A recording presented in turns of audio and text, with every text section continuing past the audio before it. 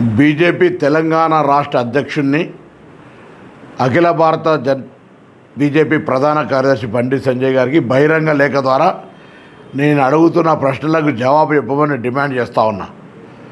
Bharatiya Janata party feudalistic party, వ్యాపారస్తుల party.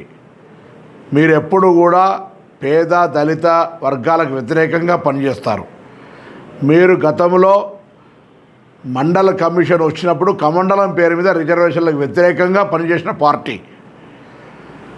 దానితో పాటుగా కులగణ సర్వే జరగాలంటే ప్రభుత్వం తరఫున వ్యతిరేకంగా సుప్రీంకోర్టులో అఫిడవిట్ దాఖలు చేసిన మాట వాస్తవం కాదా అని అడుగుతా ఉన్నాం.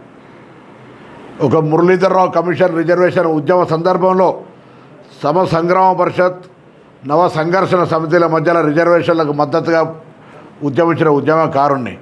నేను ఇలా సూటిగా అడుగుతా ఉన్నా, బండి సంజయ్ గారు, కిషన్ రెడ్డి గారు, మీ పార్టీ రిజర్వేషన్లకు వ్యతిరేకంగా కానట్టయితే బీహార్లో కులగణ సర్వే జరిపిన తర్వాత 60 రోజుల్లో ఆ ప్రభుత్వాన్ని కూలగొట్టిన మాట నిజం కాదా అని అడుగుతా ఉన్నాం. ఇలా